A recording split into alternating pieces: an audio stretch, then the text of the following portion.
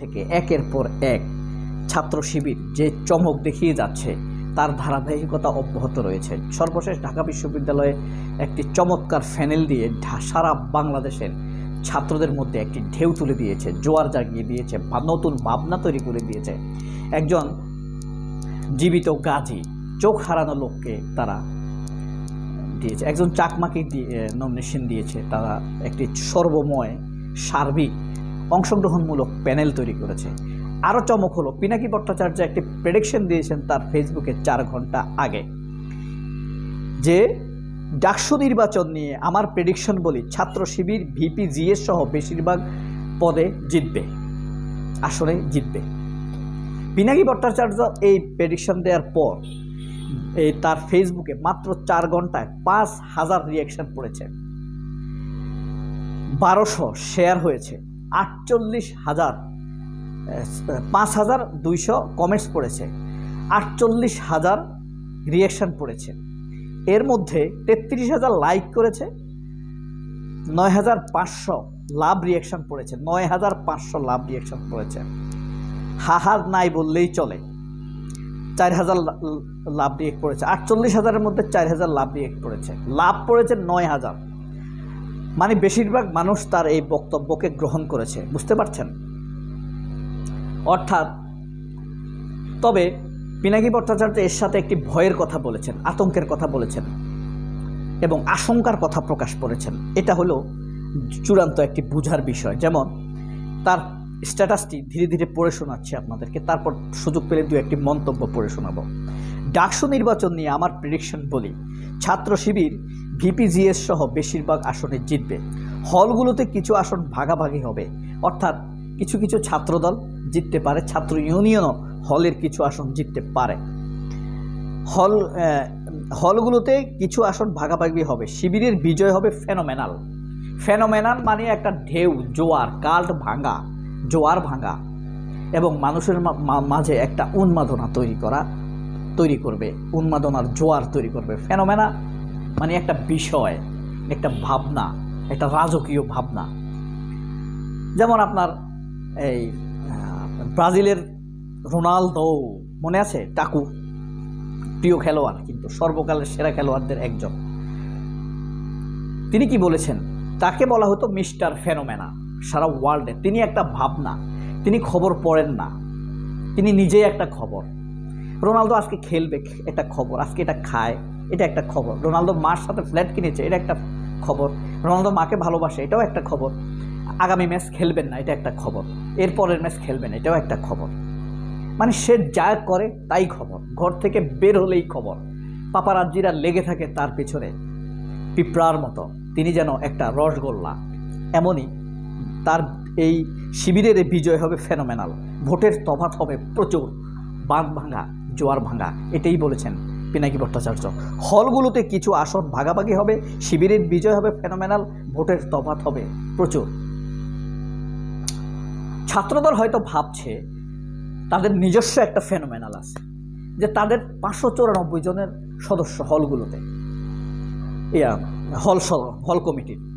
তারপরে ঢাকা বিশ্ববিদ্যালয়ের central committee আছে, মানে আমি জাতীয় কমিটির কথা বলছি না, ছাত্রদলের বিশ্ববিদ্যালয়ের সেন্ট্রাল কমিটি আছে, হল কমিটি আছে। সব মিলে তাদের ধরেন 700 লোক আছে।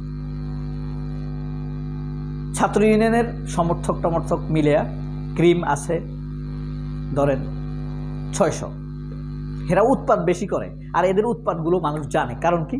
তারা একটা পু করে ডাক দিলেও প্রথম আলো নিউজ করে। দেখবেন সিপিবির বড় বড় পোস্টার দিয়ে প্রথম আলো নিউজ করে, মানুষের 10 জন সেটা নিউজ করে। কারণ প্রথম আলোর মালিক ও সম্পাদক প্রকাশক মতিউর রহমান, সে কিন্তু ছাত্র ইউনিয়ন করত। জয় মামুন আওয়ামী লীগ ছাত্রলীগ, জিল্লুর রহমান আওয়ামী লীগ ছাত্রলীগ, খালেদ মহিউদ্দিন আওয়ামী লীগ ছাত্রলীগ, মাসুদ কামাল আওয়ামী লীগ ছাত্রলীগ, মানে ছাত্র ইউনিয়ন করত। তো তারা মনে করে আমাদের তো তাদের পিছনে লোক দাঁড়িয়ে থাকে, কারোর সাথে কথা বলার সময়, নেতার সাথে দেখা করার সময়, এদিকে যাওয়ার সময়, চাঁদা তোলার সময় তারা মনে করে প্রচুর লোক। অথচ ঢাকা ইউনিভার্সিটির ছাত্রছাত্রীর সংখ্যা কত? 40,000। 40,000। আপনি 1,000, 2,000, 1,500, 3,000, 5,000 দিয়ে কি আপনি প্রেডিকশন করতে পারবেন? এই প্রেডিকশন পিনাকি ভট্টাচার্য গ্রহণযোগ্য হলো এই কারণে, পিনাকি ভট্টাচার্য নিজেও একজন জিএস ছিলেন নির্বাচিত ময়মনসিংহ মেডিকেল কলেজের, বুঝছেন, জিএস ছিল। তো এই নির্বাচন শেষ পর্যন্ত বাঙ্গু সেকুলার এস্টাবলিশমেন্ট হতে দেবে কিনা শেষ পর্যন্ত এটাই দুশ্চিন্তা। সত্যি রাজশাহী মেডিকেল কলেজে খুব খারাপ কিছু ঘটিয়ে নির্বাচন স্থগিত করে দিতে পারে। এই নির্বাচন শেষ পর্যন্ত বাঙ্গু সেকুলার এস্টাবলিশমেন্ট হতে দেবে কিনা শেষ পর্যন্ত এটাই দুশ্চিন্তা। অর্থাৎ এই যে মেঘ মোল্লার বসু লাল সন্ত্রাস নিজেকে স্বীকৃতি দিচ্ছে, ভাই আমি বলতেছি না, মেঘ মোল্লার বসু নিজে বলছে সে নিজে একজন লাল সন্ত্রাস। তারা লাল সন্ত্রাস চায়, লাল সন্ত্রাসে ফিরে যেতে হবে। যখন সাদেক কায়েম শিবিরের সভাপতি হিসেবে আত্মপ্রকাশ করেছিল গত সেপ্টেম্বর মাসের 23 তারিখে, সেপ্টেম্বরের 23 তারিখ, তো সে বলতেছে তখন যে লাল সন্ত্রাসরা আসলে হতে দেবে কিনা। এই লাল সন্ত্রাস, এই বাঙ্গু প্রগতিশীলটা, ছাত্র শক্তি, ছাত্র মৈত্রী, ছাত্র ইউনিয়নের দুটি পার্ট, এরা একত্রিত হয়ে ছাত্র দলের সাথে ষড়যন্ত্র করে যখন বুঝতে পারবে তারা জিতবে না, তখন এটা বানচাল করে দিতে পারে প্রশাসনের সহযোগিতা নিয়ে। এটাই দুশ্চিন্তা। খুব খারাপ কিছু ঘটিয়ে নির্বাচন স্থগিত করে দিতে পারে, এই অভ্যাস তাদের রয়েছে। একজনকে মেরে ফেলতে পারে, এমন হতে পারে। বিশেষ করে বামেরা শেষ মুহূর্তে নির্বাচন বয়কট করতে পারে। এটা করবে মেঘ মোল্লার বসুরা, এটা করবে। মেঘ মোল্লার বসু কাদেরকে নমিনেশন দিয়েছে দেখছেন না?